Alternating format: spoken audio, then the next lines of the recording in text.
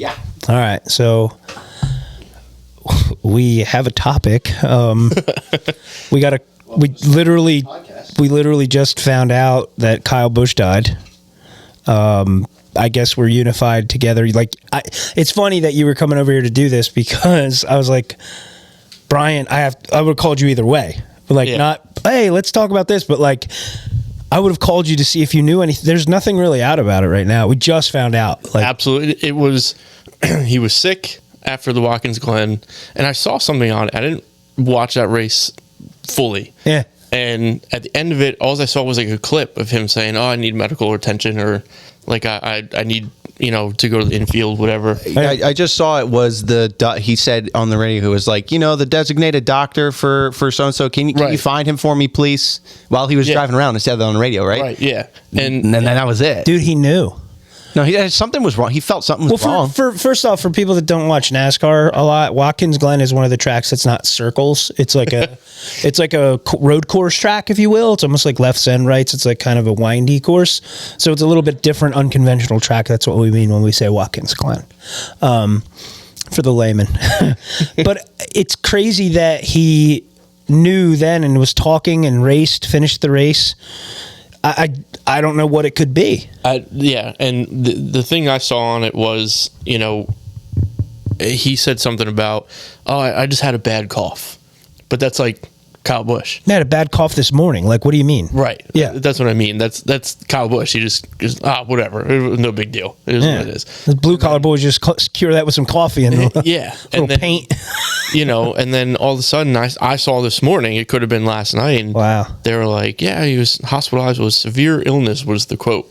And I'm like, oh man, that sucks. And I saw all the coronavirus, the fucking vaccine people. Like, that's gonna flood the internet anytime. Yeah, I was like, dude, your phone has to be blowing up.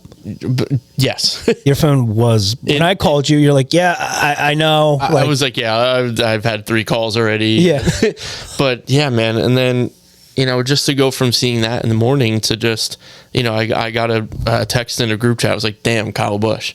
That's what he just texted me. In my brain, I'm just like, oh yeah, I just can't believe he's hospitalized. Like I just saw like someone was replacing him in his car for this weekend. Really? Yeah, I saw them talking about that. Yeah, because it's a big race. It's one of the it's the Coke 600. Yeah, it's a big one. Yeah, yeah. So it's always the Memorial Day weekend too. Yeah, he was the driver. Like whenever you'd want, like we said before, like Tom Brady, or like if local people knew Egypt, that Billy Pouch would always beat everybody. You like to watch him race, but he fucking beat everybody. Right, yeah. And it was almost fun to not like him. It's the reason why when your driver beat him, it was big. You're like, yes. Big time. Yeah. Yes, thank God. Park them M&Ms, motherfucker. Yeah.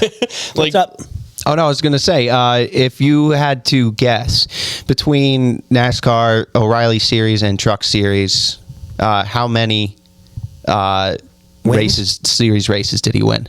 200. I don't know. I think he has the most all time.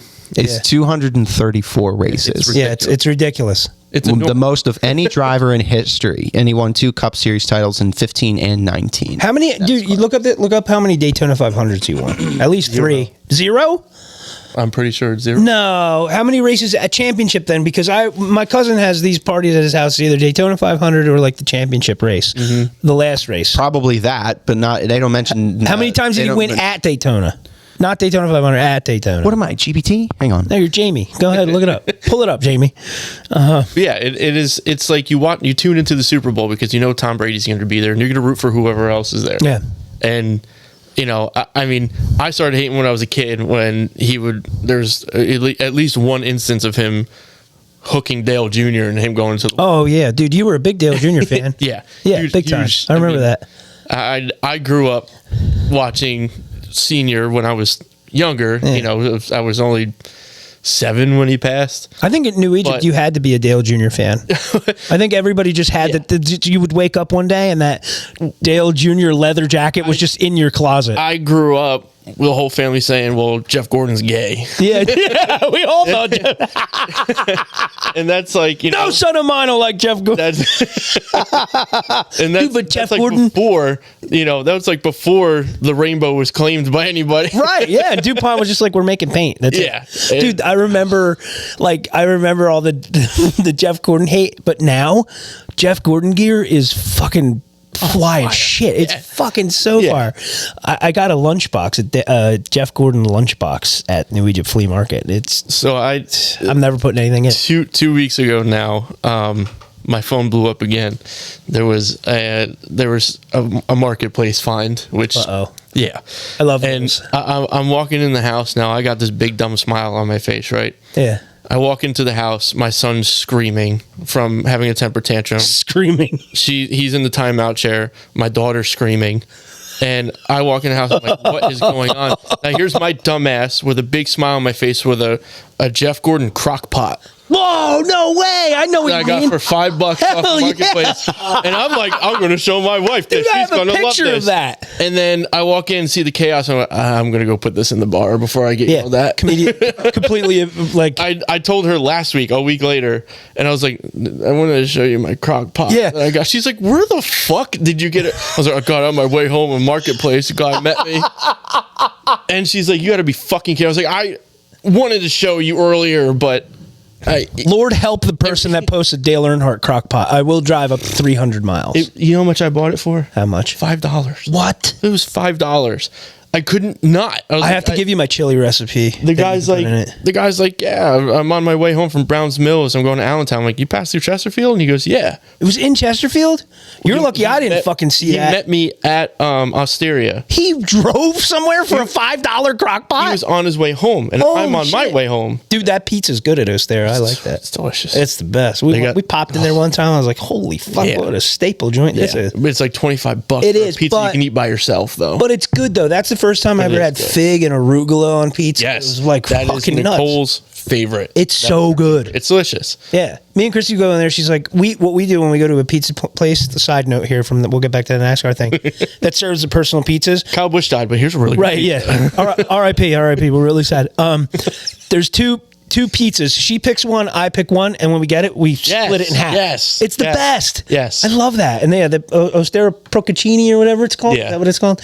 That little joint there on the corner in the middle of nowhere, like, makes me feel like I'm part of like a colonial army. Yeah. And across the street, that cool little, like, I don't even know. It's like it looks like a shed. Yeah, it's a cool shed. Somebody bought it. It's the episode title, Cool Shed.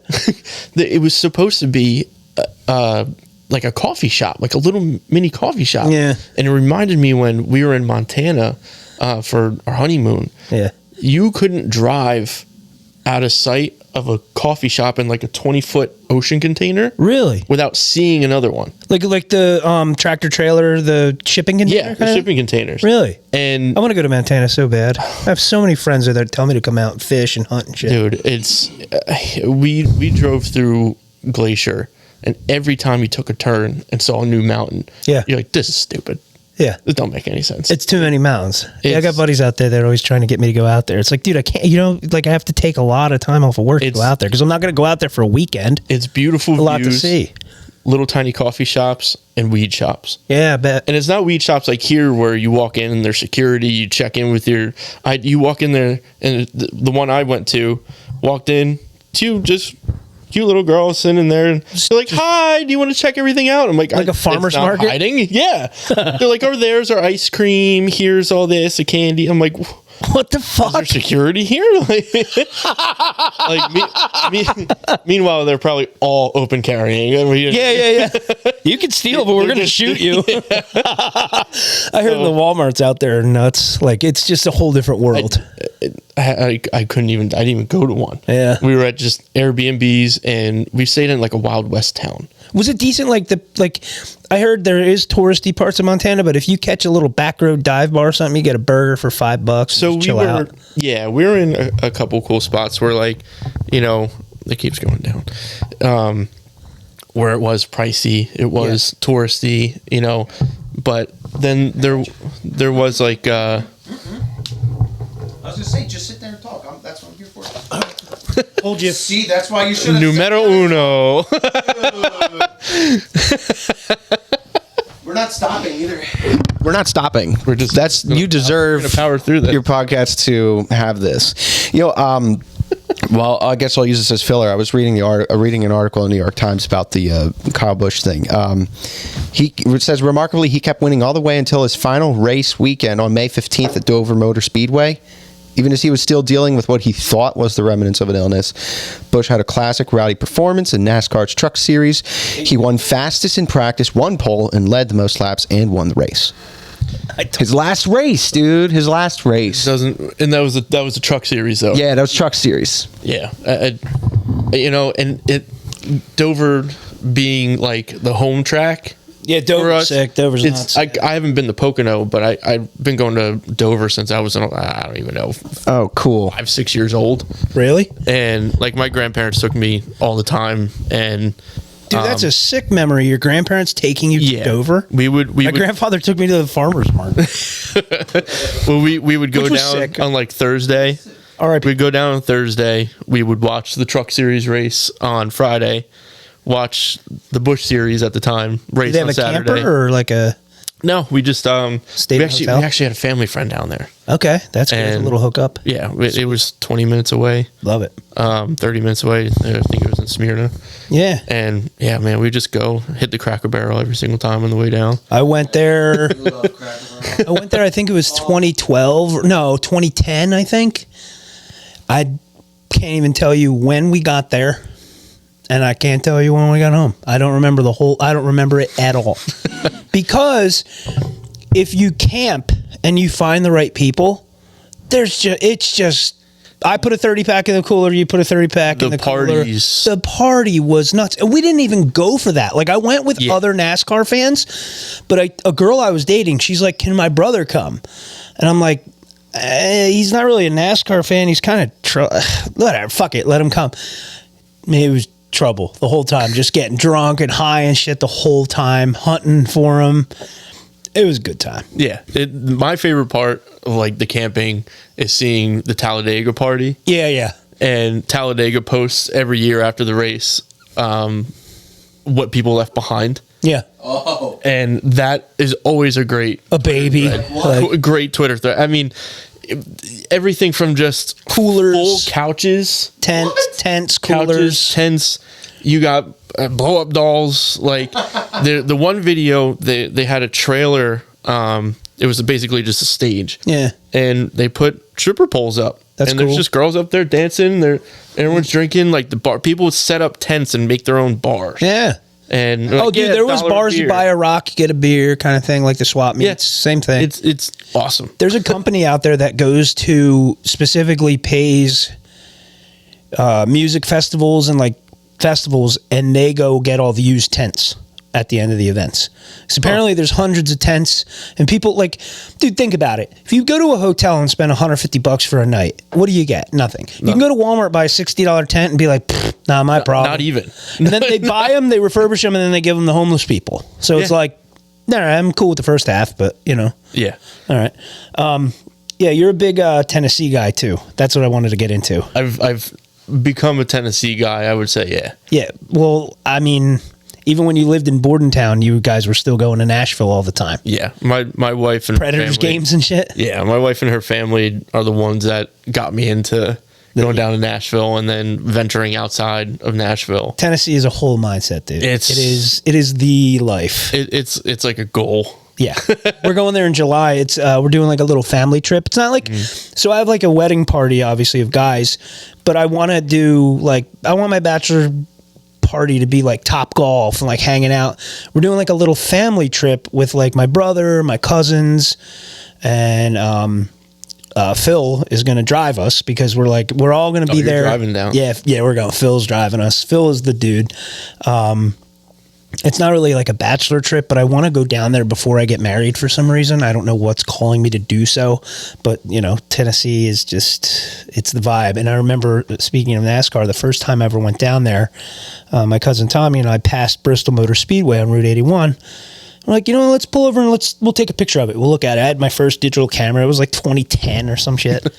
And we pulled up and there was no security. There was nothing. There was a guy in a golf cart and a barbed wire.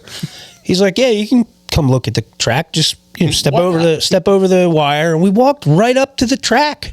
Dude, you couldn't even get within like 3 or 4 gates of Pocono or Dover if you wanted to. Yeah, there's everything down there. The fact that everyone down there could or could not have a gun makes everybody act just fine, like good. Yeah, you could step over the thing. Don't fuck anything up. I'm going to shoot you. But like, it was so fucking chill. They're like, we just walked up to the track. Yeah, it's so nice down there. And like you said, like the Predators game. Yeah. Obviously, being an away fan, I'm always a good away fan, no matter what. Yeah. Or where. And Predators. Man, I went there and they were so nice. We had Zach Ronaldo on the podcast. No shit. Yeah, that was one of our first guests. Oh yeah. Remember that? He interviewed with us. That was a great interview. That's awesome. Yeah. You know, it's one of our first drops. Hey, this is Zach Ronaldo. You're listening to Full Slice Podcast. For the Full Slice Podcast he was on. Yeah, it was cool. We had him, sick. Riley Cote on. I remember that. Todd Harrimans from the Eagles. We had Bryan Propp, who was a Broad Street bully, I guess, or he was like an older player in the 90s. It was cool. Yeah, I would love to go to a hockey game in Tennessee because I don't understand how people in warm weather climates would embrace hockey. Well, other than the Titans. Well, but they're big college fans. Yeah. The college fans are rabid. They're crazy. Dude, so 2 years ago, the county, actually right there, the county where my grandfather's from, I go down there every year because I still have family there. And I did some posts a few times over the years, and they're like, hey, that actually like helped our local economy. When you come back, let us know. We'll like take care of you and all that stuff. I said, fuck it, let's turn it into a full blown thing. I'm planning on coming down for vacation. Tyler, you want to beer him up? Yeah, sure. Bottom right of the fridge. Thank you. Please. Hey, thanks, Tyler. But anyway, the county was like, hey, so we have a whole tourist fund this year. It's like taxpayer money. We'll fly you down and we'll rent out a Jeep truck for you to drive around. That's cool. And they gave me 5 different towns and a couple businesses in each town that I'm familiar, that I go to anyway. Right. They're like, just go. Here's a Visa gift card from the town. It was like $1,000 Visa gift card to cover the expense. Jamie, Thank you, Tyler. I'll give you a tip. So, I drove around all through there and did little videos at the different towns. And it was really cool because it was places I would go anyway. Right. And you're just kind of helping them out at that point. I knew what to order at the barbecue joints. I knew what to check out. And the flight down, talking about college, the plane that I was in was a little one. Like you could see the fucking pilot. It was fucking sketchy. It was like the turbulence is crazy. Everyone else is like kind of just like sleeping. I'm like, is anyone else feeling this? It was the most like. Am I the only person with senses? Yeah, I'm like, is anyone else feeling this? It was a little teeny jet thing, but you could see everything because you're below the cloud line. Yeah. So as we were going from New Jersey down through Virginia down to Tennessee, you could see the high school stadiums. Dude. The high school stadiums in Virginia are bigger than the college stadiums in New Jersey. 100%. And the colleges? That's like the one thing. Like, I'm a huge sports fan. It's so hard for me to get into college sports. It's crazy. Because I attach myself to players most of the time. Yeah, and there's too many. And basically, it's like, I'm going to root for Rutgers football here? No. Like, I mean, yeah, they're kind of close, but it's like, if I want to watch people just run the ball every single time. Tennessee Volunteers, man. Yeah. I don't know. It's tough. And I like going to the games. I went to one game. Rutgers games are great. Yeah, they're fun. Yeah. But I just can't attach myself to a school, really. I did see, I do root for like West Virginia for some reason. I had a friend that went there, and I watched like Geno Smith, Stedman Bailey, Tavon Austin. Everyone watches Tavon Austin highlights. Mm-hmm. But like, I watched them play in the Pinstripe Bowl at the Yankee Stadium. I never knew there were so many bowls. I thought the Rose Bowl was just the thing, dude. Yeah, they have the Sugar Bowl, they win a bowl, and I'm bowl. like, okay, yeah, nice, cool, yeah, sick. So there's like 50 other bowls. The other 7 and 9 team. Like, yeah, I watch enough mediocre football as it is as a Giants fan. I don't really. I wasn't going to say that. It's just I think if you look at the stadiums, the way that they have grown over the years, they're like 100,000 people.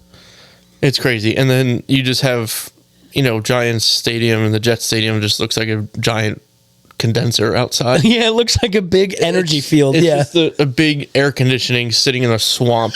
And it's such bullshit. And it makes me hate Philly even fucking more. Because we have a cool stadium. Because, no, none of this is cool stadium. You're all right there.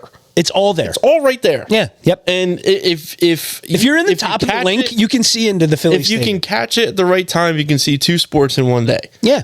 And you just walk across. And And only park once. and every time I'm there, I'm like, Yeah. fuck you guys. I hate you even more. And it's just, I actually, a good segue perhaps, I was just at the link for Monster Jam. Sick.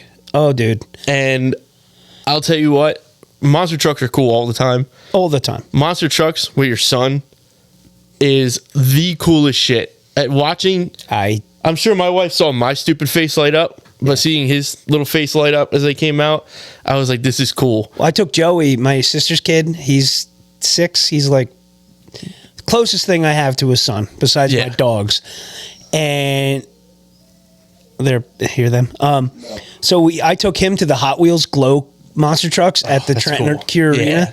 And my sister's like filming him, and I'm sitting next to him, and I like move out of the way. And she's like, no, I'm filming you with him. I'm like, oh shit. Yeah, and you big dumb kid, they're getting you too. Yeah, just watching his face, like, okay, so these are monster trucks in this stadium, and they're glowing, they're lit up.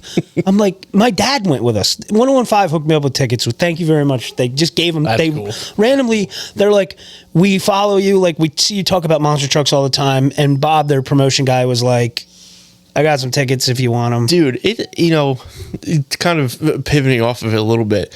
Seeing, like, I'm like, there's people that know you that have no, like, friend group comparison from, like, me to you. And they're like, yeah, this guy sells cast irons. I follow his page. I'm like, Kyle?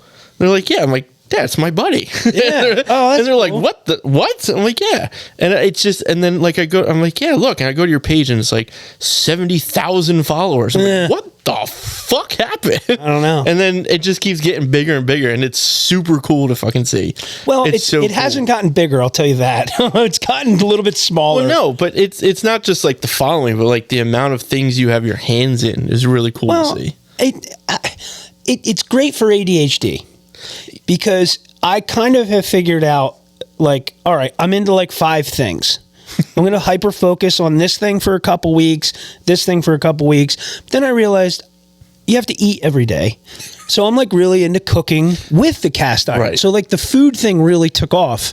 But the number that blows my mind that I don't ever look at for more than it freaks me out. It's the amount of people that are actually looking. Just because someone follows whatever, that doesn't tell you how many people are actually looking at your shit. When I see that number, I'm like, Jesus Christ. Well, I mean, when you're on like the biggest morning show in the U.S. and WMMR. Oh, yeah, those guys. And they just say your name one time. And people are like, oh. That's 50 followers right there. This guy's got some cool stuff. Well, I hooked them all up. You have a inside joke after you now. Castile Chiron. Yes. Yeah, that's Right? Yep. You have your own joke after was you now. weird to That's a see cool honor to have. It was cool to see the Reddit. Like, Castile Chiron's interview was really cool today. I was like, fucking right, Reddit. Thank you. Thank you. Yeah, Someone that's got to be wrote the most validating because they don't care what they say on Reddit. Well, they'll 'cause say I the real. wrote- They'll be honest. I was looking up the clip Castile Chiron, and then the Reddit feed came up.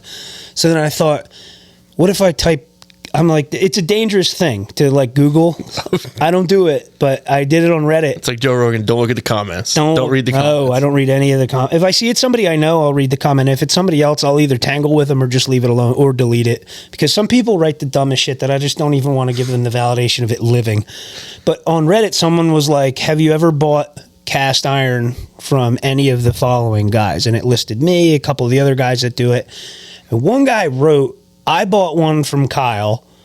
And then he goes, I bought one from this guy, this guy, this guy. And he goes, the one I bought from Kyle seemed like it had like the least amount of work put into it, but the best amount of performance, and all he did was restore it and then used animal fats. And I was like, dude, what the fuck? That I wish everyone could see this. Yeah. Like, because I remember I reached out to the guy and was like, hey, man, I really appreciate you writing that. And the skillet that I sold him was a skillet that I got that didn't need to be restored. I just had to clean it up and just, some skillets, if they don't need to be restored, I'll say, here, just keep going with this. Very similar to the one you have, the Griswold 8. Greased it up, heat it up, keep going. Mine sits on my stovetop. And probably it's fine. It's just a centerpiece. Right. And I'll use it, obviously. Yeah. But once I'm done cleaning, I put it back. I'm like, nice. That was a fun night. We got fucked up at your house that night. Yeah. We got really drunk. That was when you lived in Bordentown. I could walk to your house. Yeah. It's like, yes. Actually, I think when you brought that over, my dog bit you. Yeah, it did. But playing, just like having a fun time. Well, he had an underbite. Yeah. It was really hard for him to bite anything, seriously. We were like playing, it was a wild night. Because I was going to the Hob before. I was like, wait. And they just walked in. I was like, well. It was all right. It was all good. You're like, I think he got my arm. I was like, yeah, he probably did. You have any beer? I think I was at the Hob that night before that. We went out there. We went to the Hob about 4 or 5 weeks ago. And I got the peanut butter jelly wings. Yeah. Aren't they? You never had the peanut butter jelly wings? Dude, it's spicy wing sauce made with peanut butter and jelly. And you can tell it's homemade. Holy shit. Every time you go, it's a little different. Slightly different. Like the ranch. And that's what makes it so damn good. Oh. It's like a little bit fried wing. What is just straight fried wings. The sauce itself. I mean, it's just fried wings with a sauce that's peanut butter and jelly. I honestly get it with tenders mostly. Yeah. Oh, tender. Oh, sure. Hell yeah. There you go.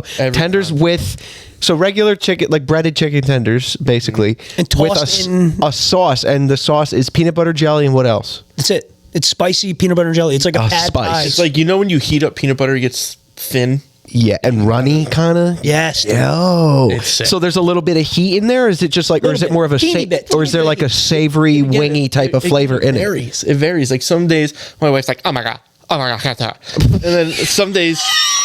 Spot on impression. Spot on. I don't know your wife. Sounds all right. Sounds right. Was that because of the heat? Is that what it was? Yeah. Okay. And then some days it's like tolerable for her, so you can just scoop it out. That's how I am. Tell you what, you wouldn't last long here, brother. We got a ton. That's how I am too. I have a threshold, and as soon as you step 1 millimeter over it, too much. Dude, Tyler bought a hot sauce. We were in Boston, and we did the Boston Hot Sauce Festival. Tyler's like, "Hey, man, I actually like it was almost like a father-son moment." He came up to me. He's like, dude, I bought this hot sauce. I bought a hot sauce. I'm like, you purchased a sauce? Was it Yaz's? Yeah, Yaz's table sauce. And it's not a light, that's a decent heat sauce. Right. We got pizzas. We got pizzas that day, and I saw a couple of the guys putting the table sauce on. I was like, oh, fuck, I'll try. I mean, I like pepperoni. They're kind of spicy. Let me try it. So I put it on there, and I was like, damn, this is good. I should get a bottle of this. Barbecue sauce is spicy. And they won that day, that sauce. It won best in show. Yeah. Awesome. I started dabbling in making my own for a while. And careful. I refrigerate it. I made I didn't keep it like don't let it sit down and blow up. No. But you know about that. But I think the best one I made is one my wife could eat. I just use like basic chilies. Yeah. And I made like a bacon hot sauce you can put on like macaroni and pizza and stuff. Yeah. Oh my god, it was. And then the first one I ever made, it was too thick. Yeah. But it was a perfect like salsa.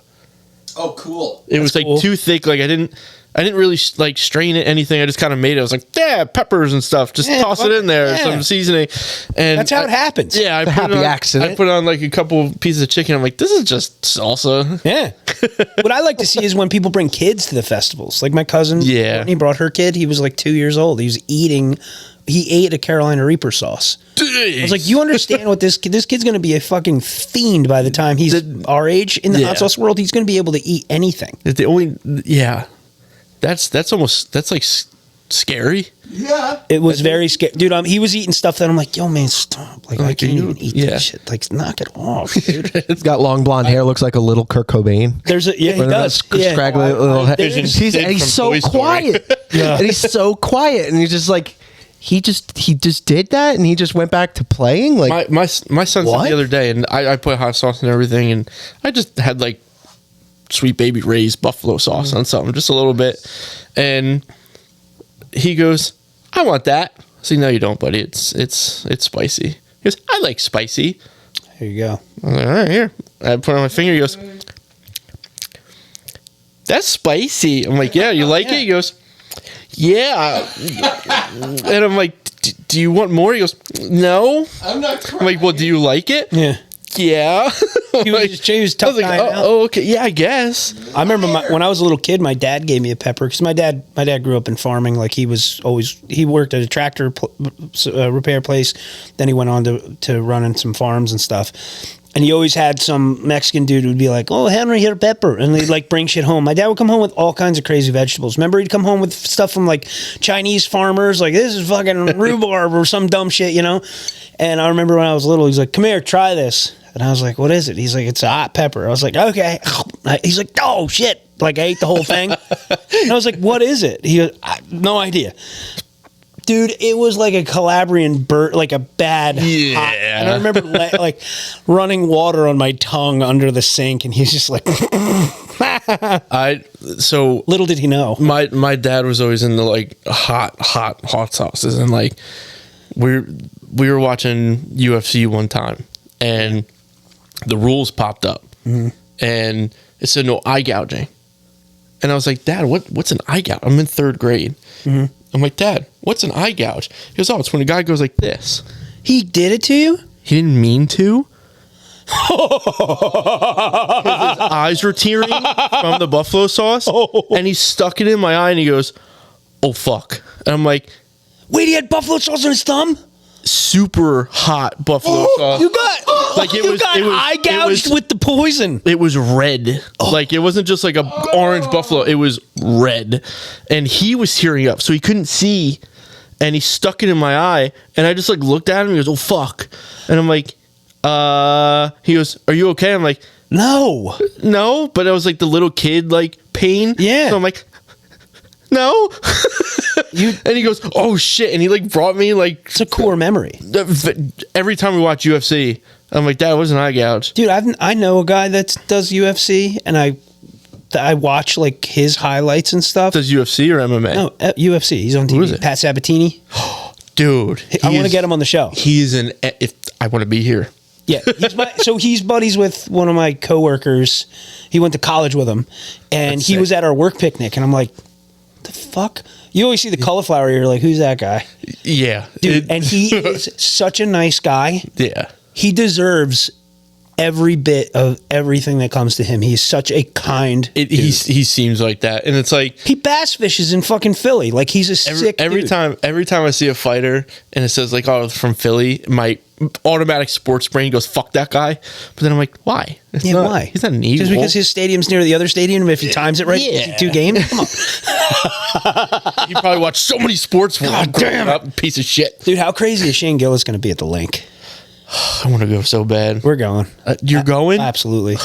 Dude, Guard Dog bought a skillet from me. Or Guard Dog has a skillet from me. John Gardini. That's so cool. Him, Hinchcliffe. Yeah. I want to go so bad. And like, what I like about Shane Gillis is obviously, yes, he's funny. Yes, he's broken all the barriers, blah, blah, blah. What I like about him is the same reason I like RZA from Wu-Tang Clan. He got famous and said, I have to figure out a way to make all these guys that have been my support. It's like Pat McAfee. Yes, same thing. Same exact thing. These guys have been the core of my existence. A good 7 or 8 guys that I've either lived with, couch surfed. These guys bummed money off of them or given them food. Yep. All these dudes that are doing stand-up, one guy makes it, he goes, nah, we're all going. So like this whole thing's going to be Shane Gillis and friends. I guarantee it's going to be Matt McCusker. It's going to be Spud and Billy. It's going to be fucking O'Connor. It's going to be Gerbies. All these dudes. What I like is like in the show Tires. It's the greatest show ever made. It's almost like an entire show made out of outtakes. Like it pretty much is because they can't get through filming. You can see them trying not to laugh. Yeah. And it makes me laugh so hard. Yes. Because it's so stupid and I'm so stupid. Mm-hmm. And I'm like, it feels like I'm watching my friends make a show. Well, I worked in a tire shop. I worked for STS Tire for a while with 6 other guys. And it was that. It was fights. It was, dude, don't say that too loud. Don't let the customers hear that. Stop touching that. Smell this. Like, it was that whole vibe. I think it's cool too. Like, like his buddy owns his dad like owns a tire shop or something like that. And that like, in real life too. Yeah, it's his that's real what I mean. dad's tire. And like they just like completely refurbish it. They're like, yeah, we're gonna use it for the show, and then all this stuff is just yours. Yeah. He And hooked his dad up because it's so cool. they shot pilots and they did like the Gillian Keeves, like back in the day when they did the internet show. They did it there. The pilot was tires, etc. So they had all these like tires, etc. and stuff. Yeah. But I like, because that's what RZA did with Wu-Tang Clan. 9 other guys. If we're getting famous, we're all doing it together. I'm going to figure out a place for all of you to not only do this together, but to have your own successful careers doing something. Yeah. And they are, because sometimes you need that one guy that's in the spotlight to say, hey, you know what? Like, cool, I'm glad you guys like what I'm doing, but my buddies are doing stuff too. Yeah, yeah. And that's how, like, you talk about the Instagram that I have, that's because somebody did that for me. Right. Like, I had chefs that, you know, like I say it all the time, if Brad Leone didn't step up and post some stuff and say, hey, I got some skillets from this guy, he's doing it right, I wouldn't have been able to do what I'm doing. Right. And sometimes you just need that just to get eyes on you. It's not a head start. It's someone saying, hey, look, I believe in this guy. He's doing it right. Check him out. And then people, Exactly. oh, wow. That's all it is. It's all it is. I always said if I can be famous for anything or have like a talent, I wish it was singing or stand up. Yeah. You could do stand up. You would be fine at it. I have concepts. Yeah. And like I just can't. All it is timing. It's not the concept. Yeah. It's timing of what you say. Yeah. That's all it is. Like I've always tried to make a connection between like how cool ghettos would be or like scary towns. Mm-hmm. Cause like I drove through Trenton and we're picking out tile and I'm with my wife and my son. Mm-hmm. But like I'm driving around, I'm like, ooh, lock the doors. But I'm like, yeah, but that guy literally has an open flame barbecue on the side of the road. And like he's handing out food to people. And the weed man is across the street. Yeah. Dude, I'm like, this is shooting there the other day. Well, that's what I fucking mean. Yeah. You can get weed and barbecue, but you might get shot. And Guy had an open flame bar. like sketchy towns are so cool. They are but cool. They're fucking scary. And why does every scary town have so many hipsters? Why? There's a section of them where they just come out of nowhere. It's like it's not really gentrifying. No, it's not. Because they're not trying to change anything. They're just renting cheap apartments. They just acclimate. Yeah. And then they're like, here's a coffee shop. Yep. And don't wander outside the coffee shop. Yeah, that's it. That's all it is. It's knowing what blocks to go down at night and not go down at night. But really. why? I know. Why does it have to be that way? But it also, though, if you are brave enough, I guess I was going to say, but if you know the territory smart enough, there are really good parts that you can get. Like you said, that course. barbecue, I bet you that barbecue was the best barbecue you've ever had. But it's not really a barbecue. It's just a dude outside his house. I know. I know. But I'm saying, like, And I bet you it's banging. Me and Christy went to a wedding in Atlanta once, and we took a wrong turn, went through the part of Atlanta we did not want to go through. But the car was running out of gas. Why can't it be a right turn? I know. Listen what I'm getting at. The car was running low on gas. I was like, we don't have enough to get out of here.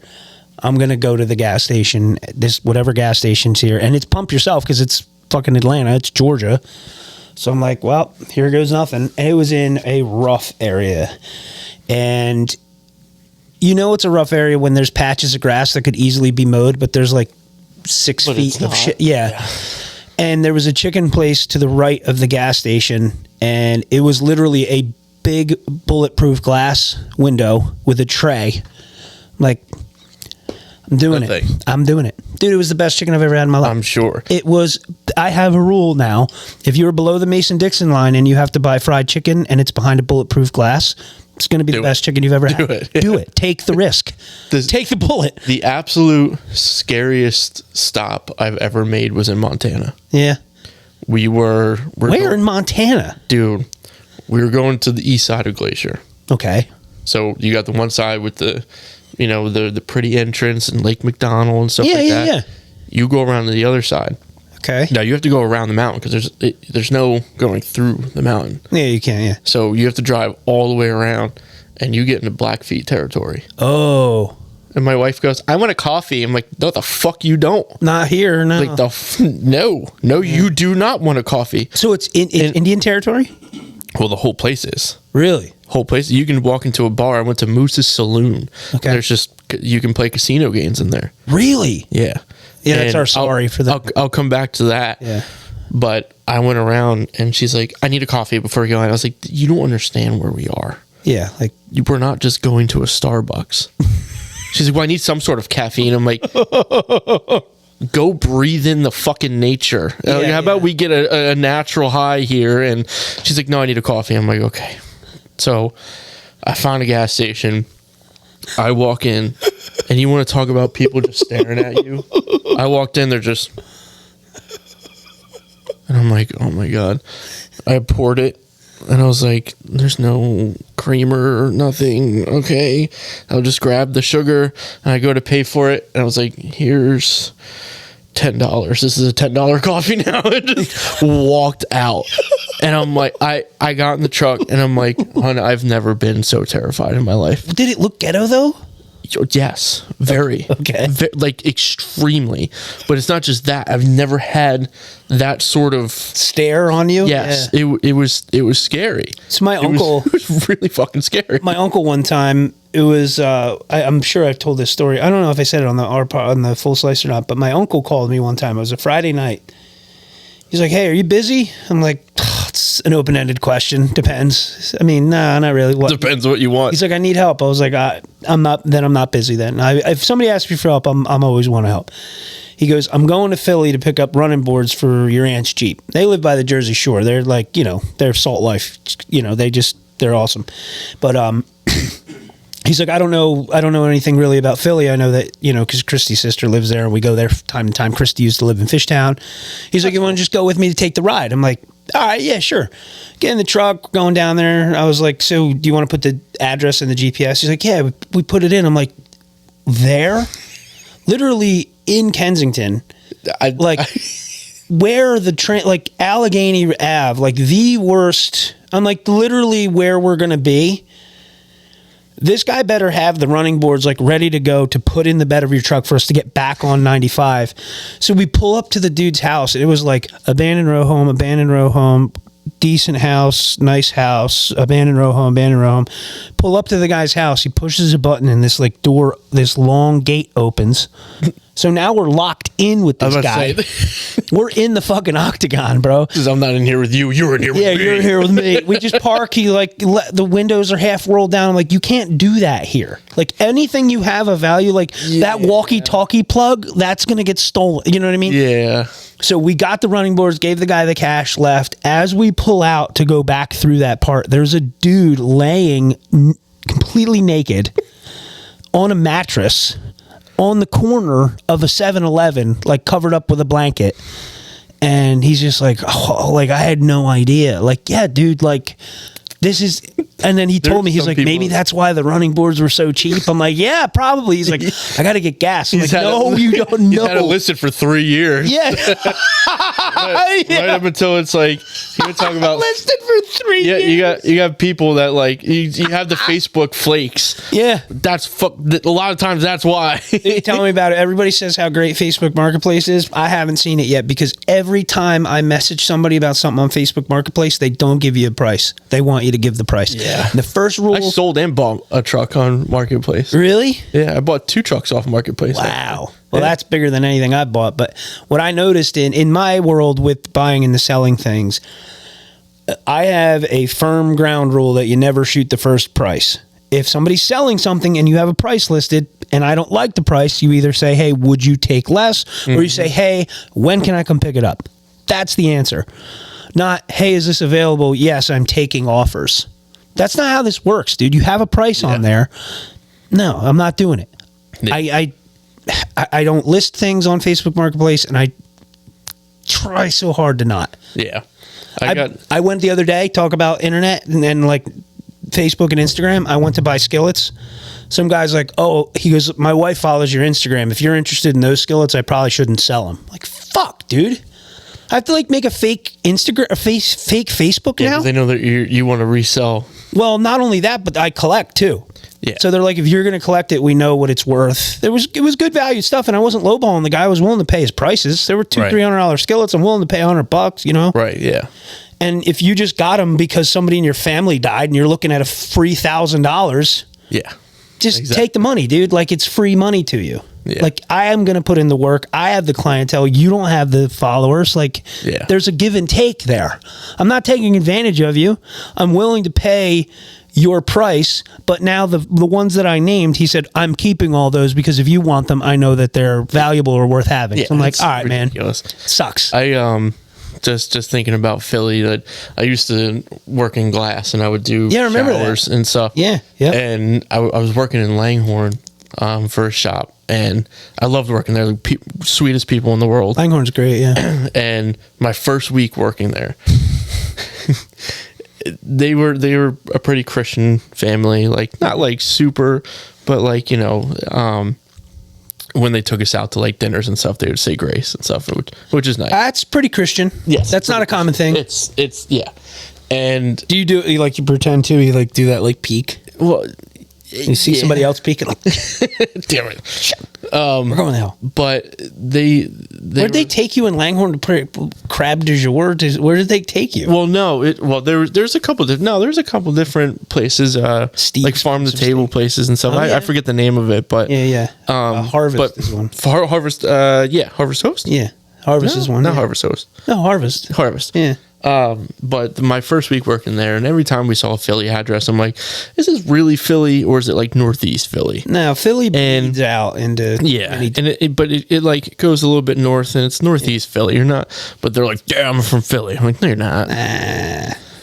But they're like, so I forgot to tell you about this, and of course this is your first week working here, but you're going to be going to Philly. And I was like, again, Northeast Philly or Philly? They're like, Northeast Philly, like the row homes, you know, and I was like, okay. And they're like, and the guy is a character, you know, he's a nice guy, very nice, but he wants some mirrors hung up downstairs. Dude, that can mean 50 things. Yeah. So he told us, but I couldn't really comprehend what he was saying. We get there, and this very large, jacked dude with the side of his head shaved, big ponytail that goes back, tats, I mean, piercings, everything. Oh, no.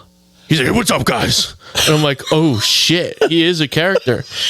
And he goes, well, before we get started, you were made aware of what's going on downstairs, right? And we're like, yes. And I was like, I'm kind of hoping made aware of the glass? Made aware of the situation downstairs. Okay. We walk downstairs, and again, this is a row home, so like you have to walk up the stairs, and then the downstairs kind of, you walk out the back door of the downstairs, and you're in the driveway. Yeah. You know what I mean? Yep, 100%. Old so school row I walk down there, and it is a sex dungeon. No. We're putting mirrors in his sex dungeon. No way. And it was fucking gnarly. Was it cool? It was really fucking cool. Like, he had a cage. And he goes, I'm going to bring some light down here for you. And he brings his ring light. And I'm like, oh my fucking God, man. Oh, no. And he's like, did you guys bring like the safety backing and everything? Shit gets wild down here. And I'm like, am I Macho Man Randy Savage's sex dungeon right now? Christ. Dude. And like, we hung, it was like, I want all the metal black. And I'm like, yeah, of course you do. Of course you do, yeah. And we hung it up, whatever. We know. But that's not the funniest part. Yeah. The funniest part is I saw somebody post their OnlyFans on Instagram one day. From that? And I saw a sconce on the wall that looked very familiar. And I was like, there's no way this person is with that person. Be like, on an hey, OnlyFans. Just wondering, did a jack dude with a ponytail skullet put you in his basement? And I showed my wife, I'm like, this can't. And I pulled up the picture because I took a picture of the mirror to show that it was done. Yeah, you have to show your boss. And I went, oh no. It's the same place. It's the same place. Wait, so why would someone have an OnlyFans at his house? Because they collaborated. Oh. Yeah. he has an OnlyFans, and she has an OnlyFans, and they OnlyFans. Maybe that's why they say grace out there. It's like, what the fuck? They're like, we're so sorry for what you're about to witness. Father, forgive me, for I have a skullet. You know what it's called now? Collaborating. I guess so. You want to Netflix and collaborate? Yeah. Dude, we looked at a house. Christy and I looked at a house. Hanging fucking dong. Yeah, dude. We looked at a house in this neighborhood that Collaborated? there was a collaboration dungeon. There was absolutely. We looked at it, and the realtor was like, we go in the house, and there's, because I know Trenton Glass, one of my friends, Don, the Willow Barn guy. Don, Willow Barn. We'll get to him. Okay, remind me. Don, the Willow Barn, he collects Trenton tiles, like this tile company in Trenton. There's like really artistic tiles. And we walk in, and you can tell that it's postmodern Italian tile through the house. I'm like, that's eccentric. Whoever did that ordered that in the 50s to be shipped over here in a fucking boat. These people were different, next level. You go outside, there's a pizza oven built into the back of the house. That's I'm like, dope. Sick, kind of want that, worth $300,000 just for that. Just kidding. Then they're like, downstairs is a little odd, is a little different. We go downstairs, the basement, straight shag carpet, green shag carpet. I'm like, all right, cool.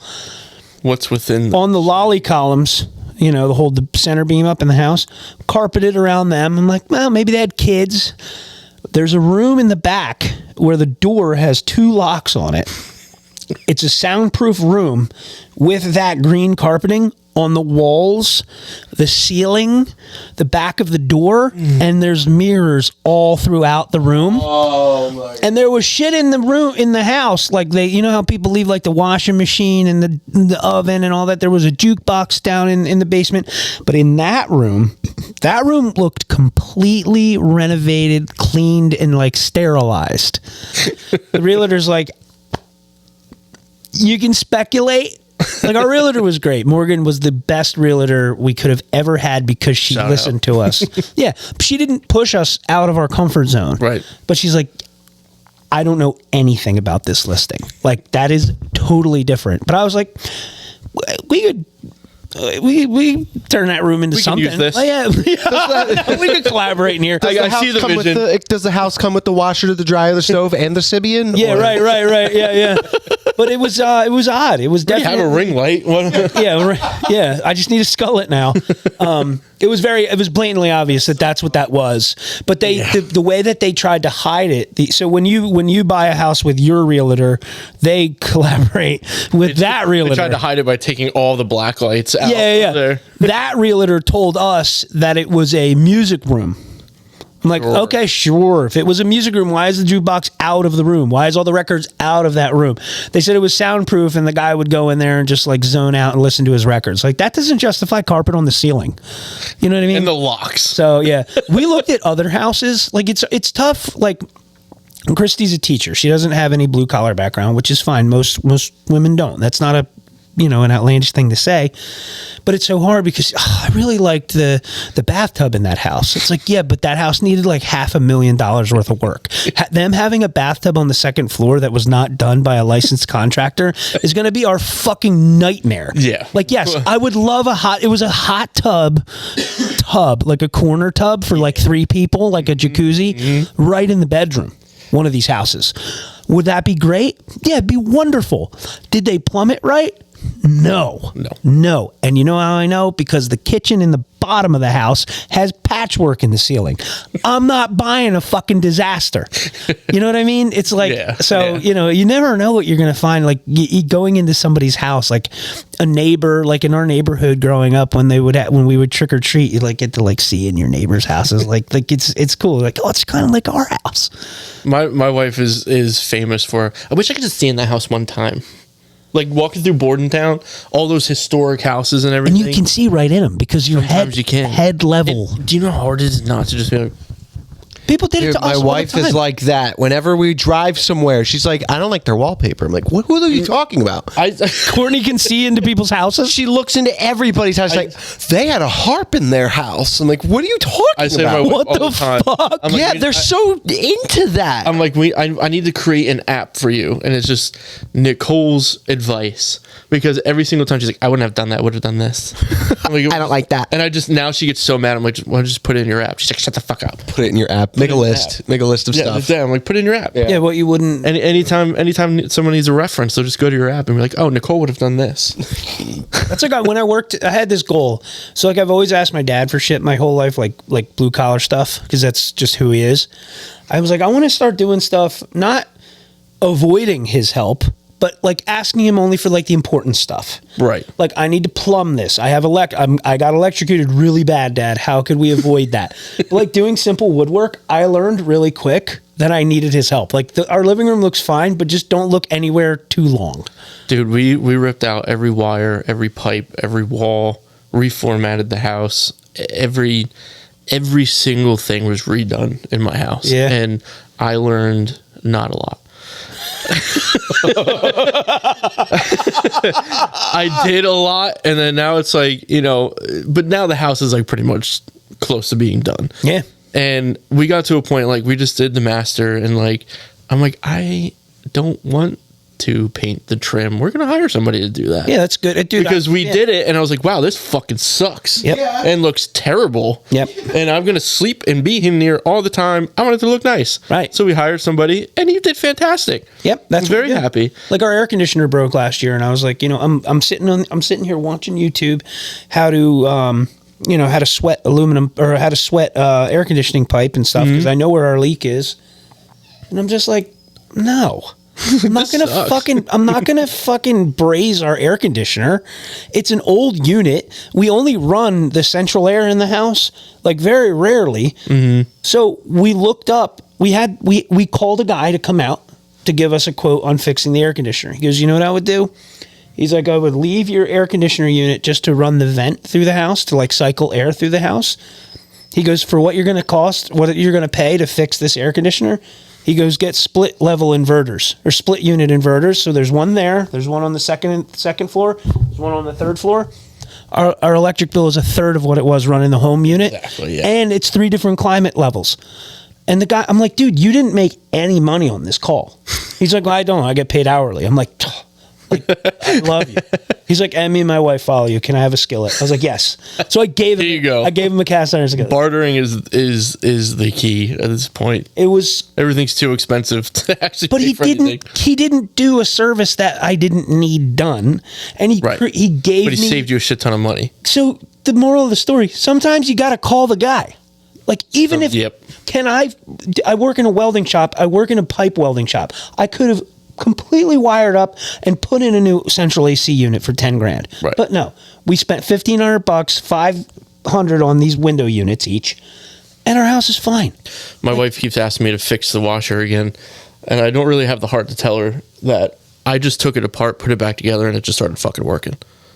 And she's like, "Can you do what you did last time?" No, like, dude, that you have to tell her that. That's a special power. Well, the thing is, I went basically took it all apart just to find out I can just lift the bottom of it and then get to the filter. Well, sometimes that happens, dude. Yeah, but like now she's like, you need to fix it again. I was like, hon, I didn't fix it the first time. It just started working. Started humming. It was every single appliance. Hit it. Every single appliance, every single thing that we put in my house that's new has broken at least once. Yeah, that's the way it is. New appliances suck. That's why. Yep. I'm just astonished, and I'm like, I don't really know. I'm like, our warranty's up. We took a year to build the house, and we bought everything halfway through. Yep. And right after 6 months, it's like everything is gone. That's a $3,000 TV. I got a Goodwill for $100. That's sick. Yep. And If it breaks, I'm out $100. I don't have to worry about calling the TV guy to come and fix a fucking $1,000. I've lost 2 TVs since I moved into my house because I keep taking them off the wall and watching football outside. And dude, you can take a boy out of New Egypt, but you can't take New Egypt out of the boy. Listen, it's so much easier to do that nowadays than when we were little, when TVs were 200 pounds. He has an outdoor TV. I did. they're so expensive. What happened? The screen cracked. I have one. See, mine. And it has to be a 40 or 43 inch to fit that case. Ooh. I mean, I need one. Fell like the wind blew, and it fell right onto my kid's pack and play. It fell in on the Onto the pack and play. Onto, and I still get yelled at for that to this day. Was the kid in there? Yes, he was fine. Oh, so it just straddled, like it just landed on top. boom, and I took it and yeah. threw it down my driveway, walked inside, and watched more football. Damn. Yeah, I have an outdoor. You've seen those? Like it looks like a Rubbermaid tote made for the It was at TV. the very end of the pack and play, just so we're clear. Yeah. So we're clear. You weren't planning on it. He was not in danger. He was under the danger. Yeah. What was your wife saying? Yeah, Nicole. You put it in your app. I have it's a Rubbermaid case for the TV, and then I put it on It's like a pole on wheels, so and sick. it stays outside all season long. And I just take the case off of it. Yeah, that's cool. I must have. I finished my basement not long ago. I must have bumped it with something. That's all I can think of, and the screen is cracked. Yeah, I'm going to put the TV outside for Sunday because I don't know if I'm going to run the projector because of the rain. So I'm going to put the TV outside, and I would really like to have an outdoor TV, like what I have. Yes. Yeah. But now I just thought about it because the garage door backs up to the house. All I have to do is just put it out there. Yeah, you just have to open the door. Back inside. Yeah, I don't have to go back up the steps like you. So I could just literally put it in the garage. You know what my ADHD brain has been fixated on lately is making a smoke shack. Yeah, dude, what is I have Wait, what is that? like to smoke meat? I have like a ton of sheds on my property that just don't get used. Okay, well, I walked in the one the other day. that's fun. What can I do with this one? What can I do with I that wanted one? to just check it out, and I had my dog and my kid with me, and I walk in, I'm like, wow, it's actually pretty nice in here. I'm like, it's not right, it's dirty, but it's not rotted out. And I walk to the end, and I see there's nothing in there. Nothing in there's just a workbench. That's it. Nothing. Yeah. Except for a wooden cross. And I went, Kind of weird. I said, everyone get out. That's from the Everyone people, get out of here that's right from now. the people in Langhorne. That was a good yacht rock song. I was like, everyone has to get out. Yeah. And I noticed, and it could still be there, but I took a picture the other day just to use ChatGPT to start getting ideas. I love that. Yeah. But I took the picture and just walked out. And I'm like, where's the cross? I'm like zooming in. Right. And it very well could still be there. But I took the picture, and I can show you the picture of the cross, and I can show you the picture of it not being there. And I'm like, what is this, silly? It took the cross out. No, the cross, when I took the picture itself, the cross is not on the floor. ChatGPT has a weird filter. I have a picture of me with no shirt on. No, he's saying before ChatGPT, the cross disappeared. I took the picture for ChatGPT. He took the picture, and he's like, where's the cross? Oh my God, that's worse. Yeah, I went to go show my wife. Where I'm like, are yeah, all it the was sitting people, right Gus? here. Where are all the people, Gus? Yeah. And I'm like, I zoomed in. I was like, oh yeah, the cross is. So we're never going to use this picture again. Yeah. This might not be a smoke shack. It might actually burn down. I don't really know. But Dude, so we were talking about barns and shit, like you said. Don from the Willow Barn, he got West Nile virus. what did he travel to 2008? He goes, I don't know when. Yeah, dude, that's when it was trending. What the fuck? One of 19 people, I think, is one of like 4 people in New Jersey. How does that even happen? So he told me, because he did the sale this past weekend. I did it with him. I saw like he was sick. Yeah. Like someone posted like, oh, Don's sick. Yeah, but we're still going to go through with the barn this weekend. Yeah, not this weekend, but like one of the weekends. Yeah, whatever. he has like an electric scooter. He can walk with a walker or like a wheelchair, but his right side is paralyzed. Crazy. That's crazy. Well, his left side is paralyzed. His left leg.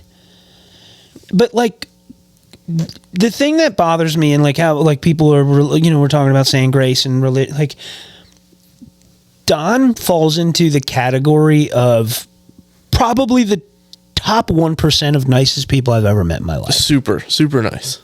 You can't piss him off. I've done shit where I'm like, dude, I'm gonna if I did that, like knocking something over or like, shit, I forgot this table or like. I think that comes with age too. Well, you start to let stuff go. Well, not that I'm out there pissing people off, but it's like nothing gets to him. Yeah. And I love that about him. Yeah, I've seen some people. It's okay. Go they there. didn't come back and pick it up. Like Yeah, I've seen some people go there and they're like trying to haggle him. He's like, no, I know.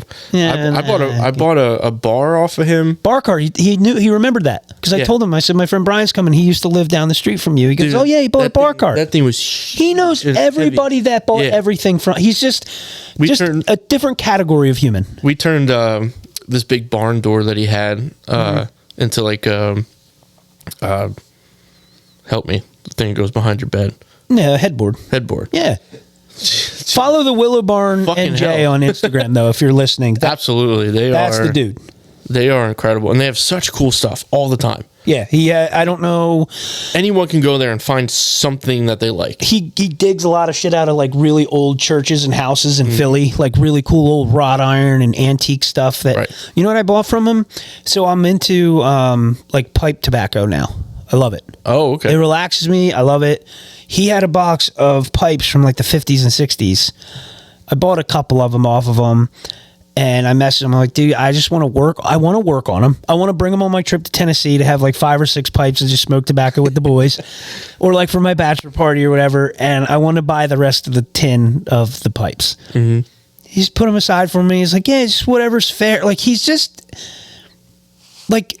Everyone deserves to have a cool, like he's just a cool dude. It was one day I popped over there. He gets such cool shit. Oh, yeah. And one day I popped over there and you were there. I was like, what's up, man? And you're like, hey, what's going on? Like, where are you? Where did you come from? I said, I live right there. I'm like, I live right over here. That's how we connected the Bordentown puzzle. Exactly. And we got to go get fucked up at the Hob, dude. Yes, we could walk there. And then like you had a bunch of like random like sports pictures. Yeah. And then you had the Jeff Gordon diecast. Yeah. And I was like, how much you want for that? And I wish I didn't sell that. And I was like, whatever it is, I'll just give it to you right now. Sell that diecast, boy. Yeah. And I was like, whatever it is, I'll just give it to you right now. And I forget what you told me, and I was like, here. And that sits right next to my signed Ryan Blaney. That's cool. Diecast right now. That was a cool diecast car. I had to thin the herd. I have too many dealer. I save them. That's another marketplace thing for me. I save them constantly, and I'm like, one day I'm gonna have a bar, and it's all gonna be vintage NASCAR. It's the aesthetic was so cool. So much, and I can't walk. I'm like a moth to a halogen light. Like I have to get it. Yeah, 100%. If I have too many beers in the garage and it's early enough, like give me a good 8 o'clock with a nice little buzz in the garage, nice and organized, and I'm just sitting at the workbench. The Dale Earnhardt hats are coming in, dude. It's coming in. I'm telling you. I'll see a new one like the Tasmanian Devil Dale Earnhardt hat. Yep. Got it. The one where it's flames up the brim. Got it. Christy's like, are you really wearing that to the family picnic? I'm like, all right. Like I get, like she hates it, but at the same time, I'm like, this is me. Like I love Dale Earnhardt. I'm not buying it for the trend. Like I've always had Dale Earnhardt shit. Yeah, my whole life. 100%. When I would go down, like I'd go to the Dover races, and my grandparents would be like, "Here's some money. Go walk around the trailer. Sign what you want." And I'm like, "Okay." I could never buy Dale Jr. shit because it was all Budweiser, and I was a minor. Oh, they wouldn't let you buy it? Nope, they wouldn't let you buy it. They would have to come down from the stands, and they were like, we always sat in the handicap. My grandfather was in the Navy. Oh, his knees are shot, so we would always get the good seats in the turn 4. Right. And you'd go up the elevator and just sit nice and high, and you'd see everything. Grandpa's handicap's sick. Fucking A. Yeah. Parking was dope. Parking, you just walk right in, and it was always right next to the kids section. Yeah. You'd play and everything. Yeah. So we just walk right in, walk through the fence, and I'm playing. Dude, that's a good memory. Yeah. And then, and grandparents are fucking. Then they'd get pissed, and they're like, "Oh, come down." Whatever. Who were their drivers? Who were their drivers? They always like Dale Senior. Okay. And Rusty Wallace was their two. Oh, that's odd. Ford and a Chevy guy, huh? Yeah. Okay. So, boy, they didn't give you any options, man. You had Miller Lite or Bud Light. That's what Rusty Wallace was, Miller Lite. Right, exactly. Yeah. So, I mean, it was... Go buy Pop Pop a hat. Can't. Sorry. You got to come with me. Fuck. Exactly. It stunk, but... He's handicapped and he's in the Navy. Hand the fucking hat over. Well, I wanted the jacket. I'm sure you did. I needed the jacket. Dude, all you had to do is go grow up in New Egypt. One will fall into your lap. Well, and the funny story about this one was we went a couple of years ago, and I think 5 out of the 6 years it rained. Right. Because, let's have a fucking NASCAR race in April. And in the Northeast, it's April showers brings May flowers. It fucking rains in April every year. Why are we having a race in Dover, Delaware? In April. So they're like, we're just going to move it back. It's raining. Who could have seen us coming? Yeah. Dude, Dover rains out like half the time. Every fucking time. Yeah. And then also, not only that, but let's build the grandstand facing the fucking sun. The whole entire grandstand faces the fucking sun. And everyone that sits in the casino and in the buffet and stuff, they the don't sun's get the behind them. Yeah, right. And they're sitting there fucking arrogant. I'm like, fuck you. Well, that's the Native Americans, man. They knew where the sun was coming up. They built the casino. glare, you piece of shit. Yeah. And degenerate gamblers. yeah, so they would sit there, whatever. But I went a couple years ago, and we were. You're so right, though. When I went to Dover, I remember it rained and it was hot as fuck. You bake in the sun. Yeah. Bake in the sun, you get rained out, and you have to go on Monday, which was dope because not a lot of people were there on Monday. I bet, because they all had to go back to work. Exactly. Yeah. Fucking losers. Yeah. But we got there at 9:00. We watched the midget wrestling. We watched the motocross. We watched everything cool. Was midget wrestling at Dover? Midget wrestling. And it's not only is it like, oh, haha, midget wrestling, it's like, oh shit. Like, they are awesome. They are awesome. They are top-notch performers, and you get so involved in the storyline, like it's real. Wait, WWE. Wait. We have a buddy. Well, on our other podcast, Phil Bosco, who is our co-host, he saw somebody. Was it Tyler? Guy got struck by lightning at Dover and died. Yeah, in the parking lot. Oh, I heard about that. Yeah, it was a race. It was a spectator, like a fan. A dude was walking back to his car and got fucking struck by lightning. Stop having NASCAR races in April in the Northeast. The rain. In the Northeast. But now they decide, we're just gonna do it when it's stupid hot out now. Yeah. And we're gonna make it an all-star race, so it doesn't even fucking matter. It doesn't count. Yeah. Well, you do win $1 million. That's pretty cool. That is actually pretty good. Yeah, but the same guy fucking wins at Dover every single goddamn year. So it's like, I will say this: growing up in the '90s, when I was a huge Michael Jordan fan. I had Bulls everything. Tyler can attest to it. I had Bulls everything. Posters. It was crazy. I just had pictures of this 7-foot black dude everywhere I went. Like Michael Jordan, 6'5", whatever he was. I loved him. Now to see him winning again with Tyler Reddick, it's hilarious. I love it. It's so funny. It's the greatest thing in the world to see. Not only Michael that, Jordan. but they fucking sued NASCAR and won. Yeah, and it's pissing a bunch of people off because they're like, oh, and now he's winning. Oh, it's old whites. It's old whites. Yeah, it is. The old guard of NASCAR. It's like, get the fuck over it. It's just they're so angsty about everything. Yeah, and I get some of it. Like I miss. It's coincidental. When you think of Dale Earnhardt Sr., you think of the Intimidator. You think of black and red in the rear view mirror. Right. But that's what you think of. Right. Now every car is different every week. There's no staple. There's no, But dude, you're right. It was that car every week. It was that car every week, and they would change it for the Wrangler the crown jewels, the crown jewels, Daytona 500, the Coke 600, whatever. Yep. But you think of drivers now, and you think of 15 different schemes. Right. So. And I get it. And they're like, oh, stage racing is stupid. I'm like, it is. They shouldn't stop the race, but the stage points are nice. It's cool. It's different. The guy that's consistently running in the top 10 should be rewarded for that. Right. But we get points for it at least. Yeah, you get points. But they went back to the chase this year, which is nice. Do you follow Rolling the Bottom?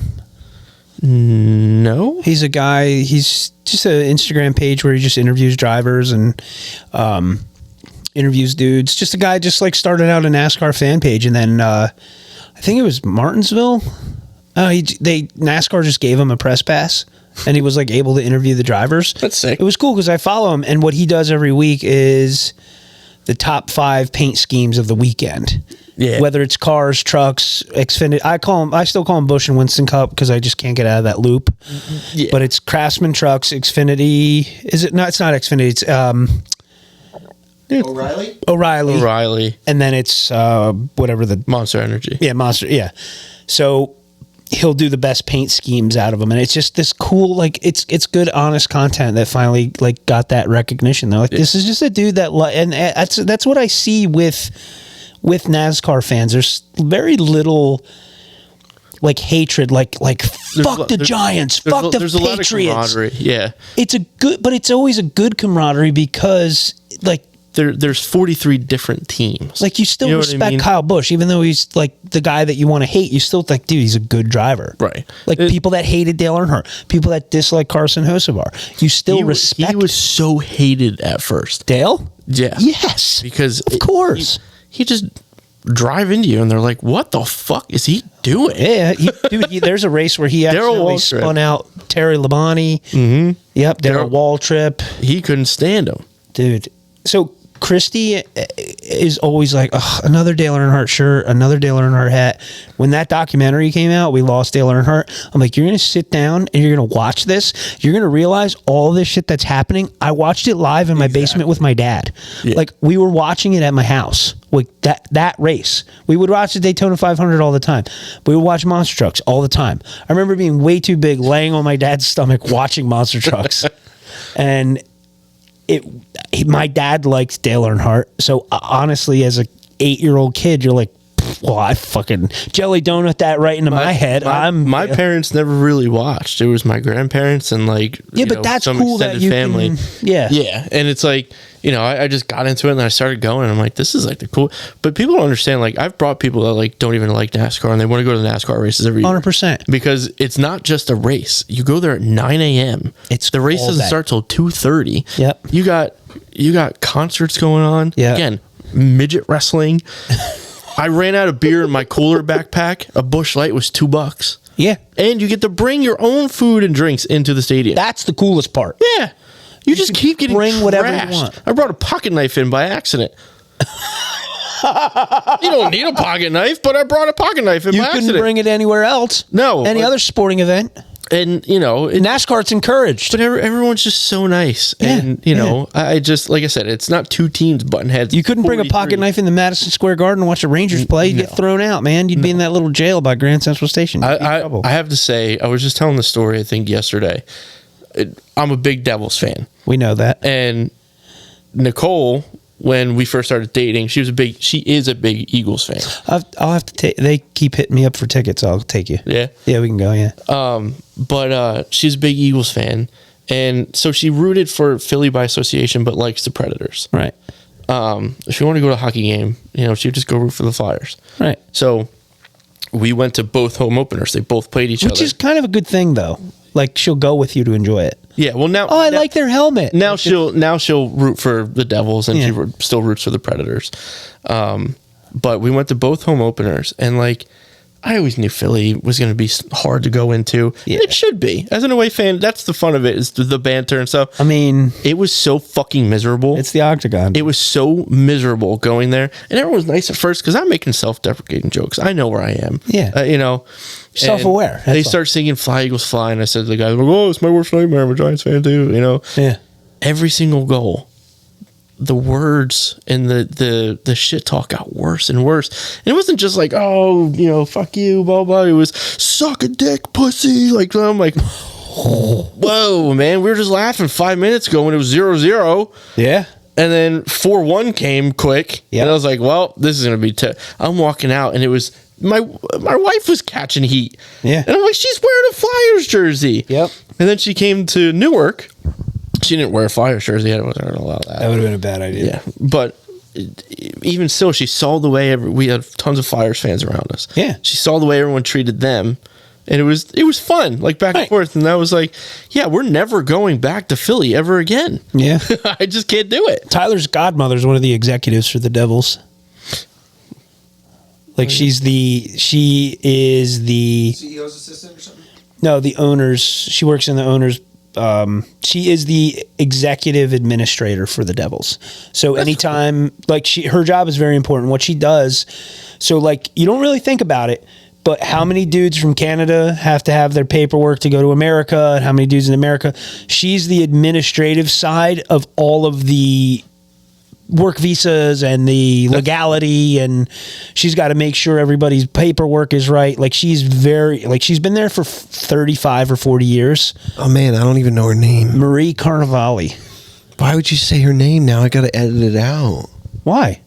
Because you said to before. I didn't say anything bad. I'm just kidding. No, I'm just kidding. It's Googleable. I'm going to see if I can find her on Facebook. It's Googleable. I don't even know what she looks like. I'm going to see if I can find her on Facebook. She's my own godmother. I don't even know what she looks like. It's so sad. I went to the Stadium Series, Devils vs. Flyers. I had to use her name actually, not to railroad you there, but they call me all the time to come and do the free nights so that they could sell you the tickets. Well, I did it, but they won't stop calling me, and I finally said, look,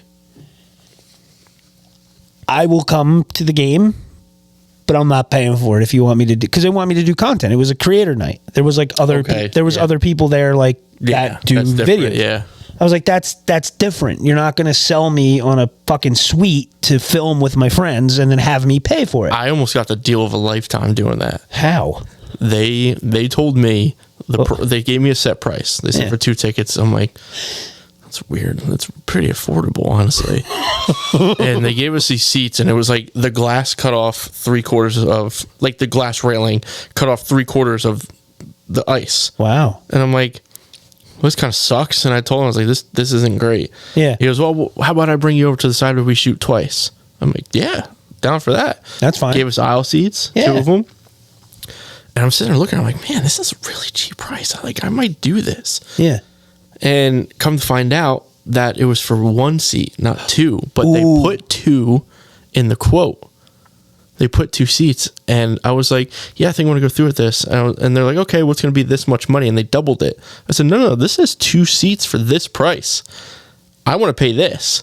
And the guy went ghost white. Because it was literally half the price for season tickets. He fucked up. Fucked up big time. You should have. And I was like, I want this. They're like, we'll give you a Jack Hughes signed puck. I was like, no. I want another seat for this. Jack Hughes signed puck is not worth the $3,000 that I'm saving What here. was the night, like 2 or 3? If you're a Devils fan, you'll know this. Chicken tendy night? No. They called back 3 goals one night. No. And we were on a 16-something game win streak. Not chicken tendy night. Yeah, all the players are whining. They're like, we got hit by chicken tenders. No. This was the night they scored 7 goals. It was like 2 years ago. Jack Hughes scored like 3 or 4 goals in a row. Like, I took my brother-in-law, who's a massive Devils fan, and I was like, I guess I should record something. He's like, what the fuck? And then they had to score 7 or 8 goals. That dude's just incredible. I was there for the Stick Talks game. You ever see that one? Yeah.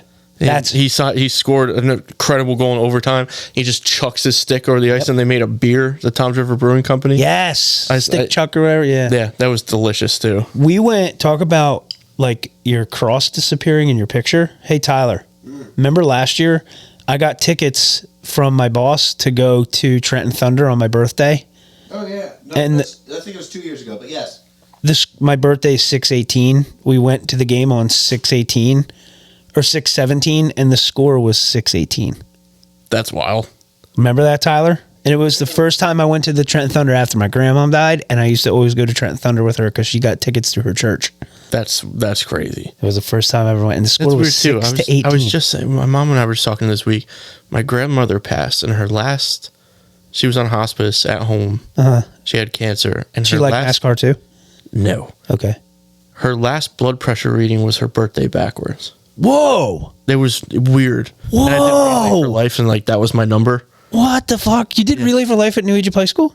Yeah. My Boy Scout troop used to always be in charge of lighting the bags, and we'd always catch the bags on fire. It was like somebody's tribute to like their aunt. We'd catch it on fire. There's one night, because you have to stay there all night. All night. I didn't fucking know that. Yeah. It's all night. And they're like, did you bring a tent? I'm like, for what? Yeah. They're like, you have to camp here. I'm like, no, I don't. They're like, yes, you do. And meanwhile, I'm 16, so like, what am I going to drive home? I don't know. And I mean, I could have walked. You could have walked, yeah. You're But I right just down. ran. What was that, Applegate or whatever the road? Yeah, But I just ran. I ran like 12 miles. Yeah. Because the track was open. I was like, I'll just keep running. get my steps. I kept getting like the beads. You get a bead for every lap. Yeah. I had like a whole necklace. I love. That's when I used to be a runner.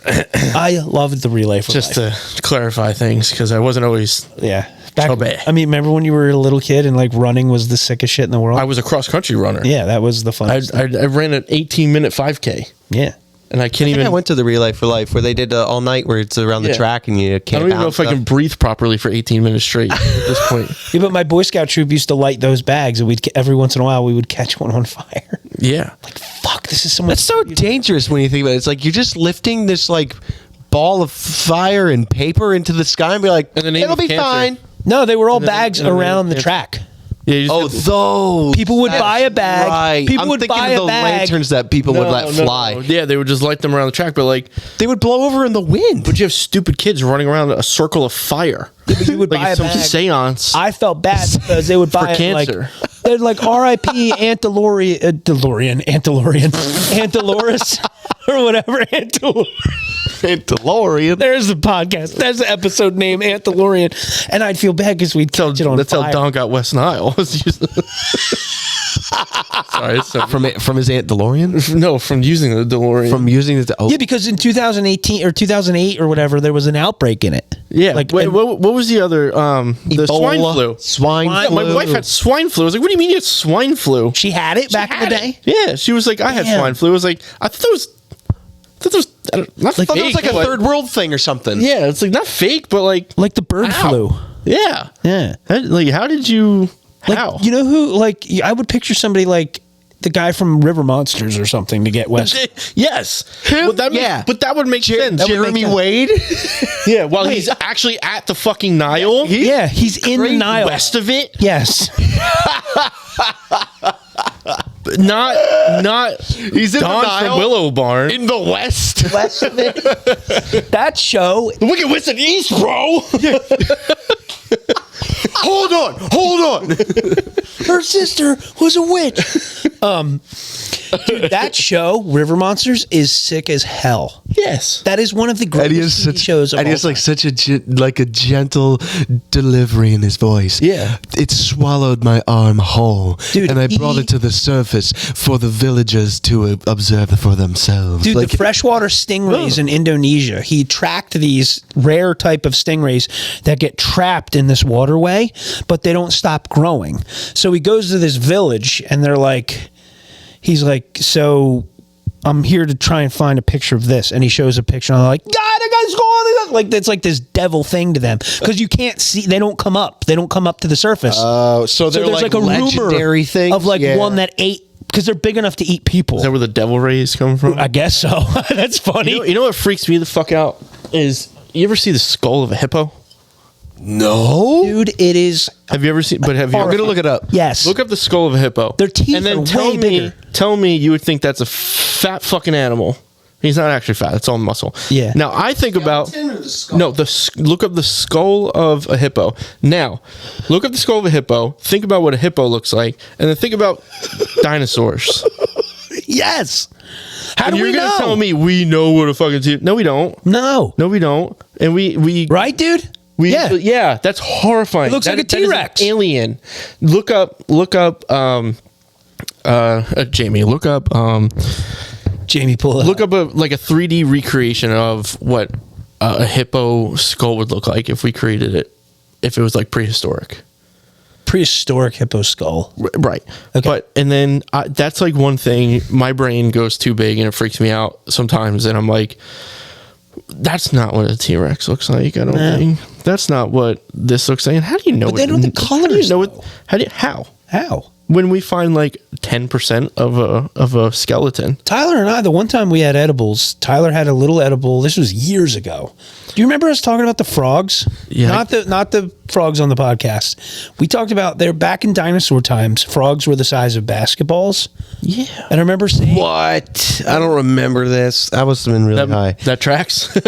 no, Dude, is this what you're talking about? Yes, dude. yes, dude, that's horrifying. Yes. So here's so for those of you that are listening only. For the listener, we got a skull of a hippo, and then you got what an artist would depict that skull if it were alive, not knowing what a like hippo if we looked didn't know like. hippos were around today, what would And then here's what it actually looked like. Look at all the extra fat and the shit around a skull, the head of a hippo, and like we have no, we don't know. We have no idea if any of that shit existed on any of the dinosaur bones, right? Look up an elephant skull. Say and do the same thing, or just in general, just look up an elephant skull and tell me what you think that thing would look like. That's so true. Because it's a cyclops. Seriously, look up the skull. The hole where the trunk comes out is just non-existent. Oh, it's all fatty tissue. It's all. That's so scary. Oh, That's what? so scary to me. So to the listener, there is a giant gaping hole in the middle of its forehead. There's nothing there. It's all just soft tissue. yeah. So you're like, is that you the wouldn't nose? put And this is like a funny mouth. Like, what is so that? the nose There's no comes way out- for us to have known. The nose comes out the front of the There's face, no and then it bones. goes up under their skin. It's like a cold air intake. Like you wouldn't put a penis on a male skeleton. No, This is just a.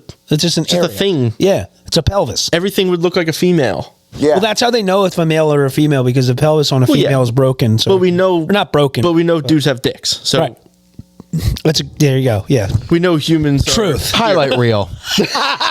We know dudes have dicks. Truth. Truth. Sometimes. Abraham Lincoln. Oh, truth. Facts.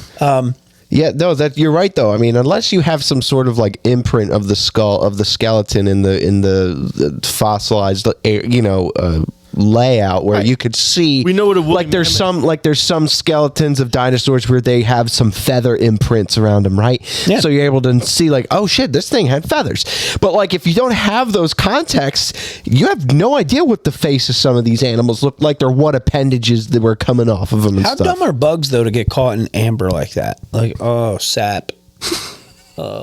It's so slow. You're right. So slow. How fucking stupid were the bugs back then? It's quicksand for bugs, but it's upside down. It comes up on top of you. It's inverted quicksand. It's That's quicksand from above. amber is. It's inverted quicksand. It's Fucking basically stupid. Like I'm expecting bugs to be. I think we're gonna do a bug segment on Full Slice, but I was looking at these bugs where it's an Bug's Life, the movie. It's like an ant or something, and this cordyceps or this like parasite gets in its head and it controls the brain. Yeah, the Planet Earth did a thing. And they on drive the ants around like cars. What's the show?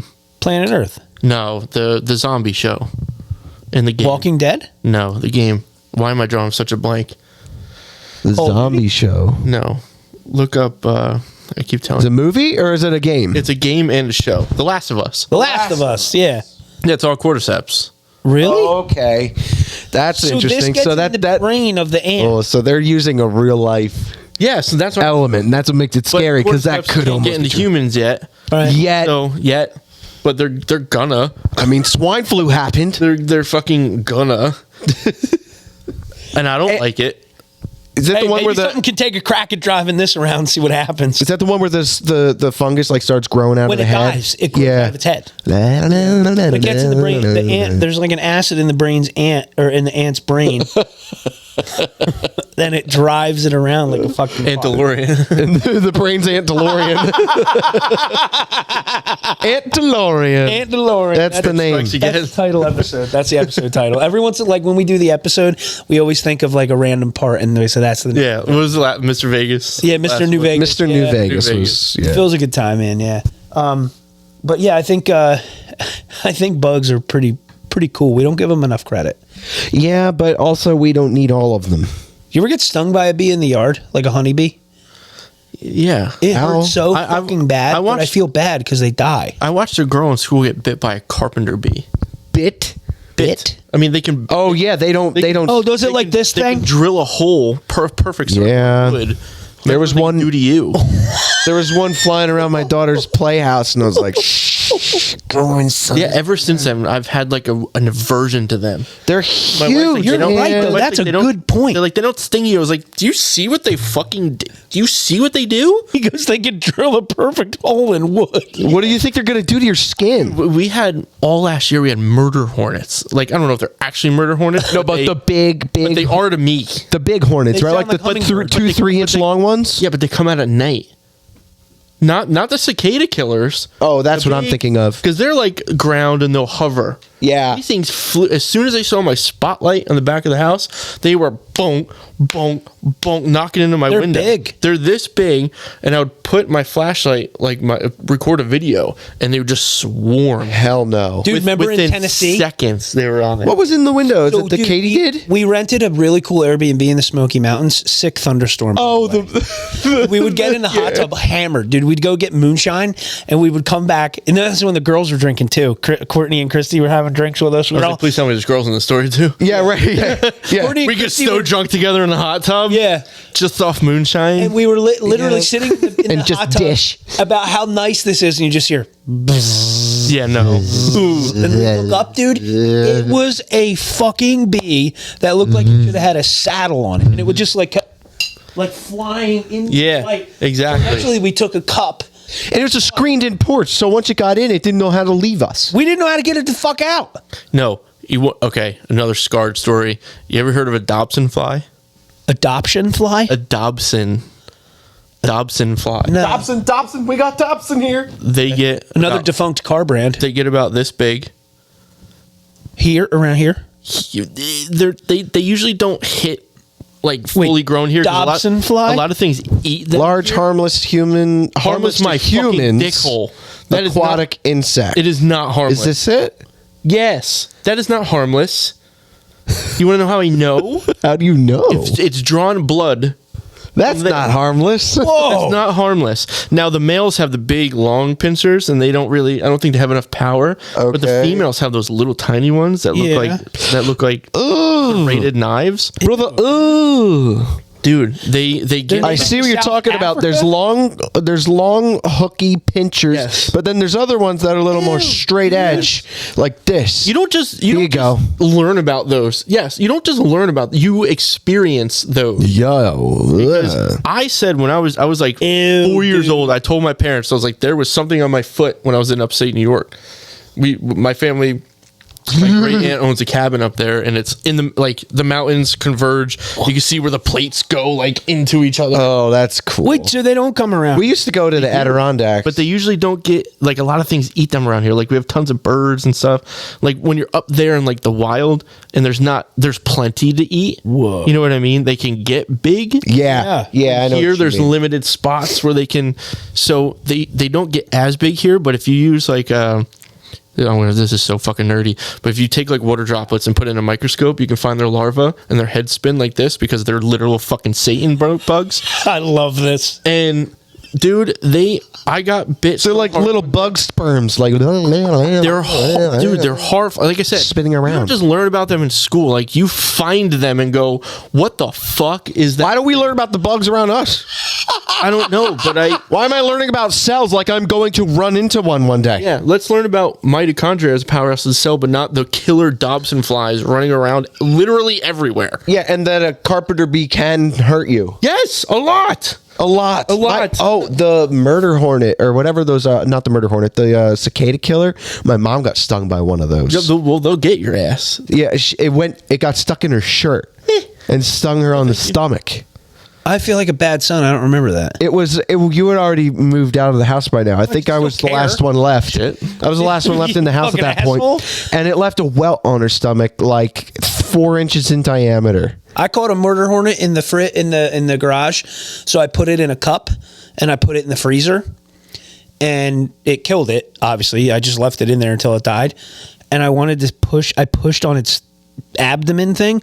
The stinger on that fucking thing, I'm not kidding you. It was as wide as the top of that lighter. With it? Huh? You played with it? I hate to keep harping on my wife here, but you know what Hey, you know what she told me when I was afraid to go outside, a full grown man. But I tell you, Afraid to go outside. there was at least a dozen of them at all times when I turned my back light on. Is it still happening? Dude. We found one so far, but they came out when it was like warmer out. But she Cave goes, crickets are a bane of my existence too. I hate them. thankfully we don't get a lot of those. But she told me, "Why are you so worried? Only the male sting or only the female sting? One of the two." I was like, "Yeah, let me go check if it has a dick before I go outside." Yeah, no, That's How not. are you gonna know? They eat You each don't other. know. Okay, here's how I classify people based on like what I like, what you could tolerate. Why I would rather hold a snake than a large bug that I don't know what it You're is. fucking crazy though. A poison snake? I said a snake. Oh, I don't know what kind of snake it is. It might be poisonous. It might not be. Red touches black, you're okay, Jack. Red touches yellow, you're a dead fellow. But That's right. as long as you catch it right, as long as you're holding it right behind the jaw, it's completely disabled. Yeah, but you can It also can't hold- fly. You can also hold an alligator's jaw closed. Do you want to? No, but I'm not talking about alligators. Okay. I'm talking about bugs. But yeah, no, Would I bugs- rather hold a snake or a harmless snake or a harmless large bug? Yeah, no. I'd So- rather hold a snake. Listen Right. to this about snakes, dude. Listen to this shit. And know Exactly. about them, like you said. The bugs freak me out more than the snake. I don't know why. Yeah. Christy and I went to Virginia. We went to the Shenandoah Valley. Went to the fucking Luray Caverns. That's where I proposed, was on Hawksbill Point. I know where that is. Yeah. You proposed there? On Hawksbill Point, we took the dogs up there. I walked there. My fat ass was tired as fuck, and I was like, That's a It was big hike. raining. We couldn't see the view. It was all just It's a big hike. clouds. We got to the top. Let's take a nap. I was like, so I was so tired that I was supposed to take pictures on the tripod, like hit the button. I was like, fuck this. I'm just pushing video record and we'll just take screenshots. If you, I don't know if you saw it. Then there was a little zoo there, like a little roadside zoo. Yeah. Luray Zoo, right? Dude, Across did from you go Luray to County? it? Yeah. Okay, It's sick. dude, Tyler, at this zoo, they have all the illegal. Did someone just steal my truck? It's literally what my truck sounds like. I don't know if they did or not. That's so loud. Your truck's there. Is this another small block Chevy probably?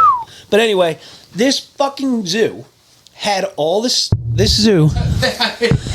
As if you've never been on a podcast. This is my first podcast. This zoo had all the poisonous snakes that was confiscated by Virginia State Police.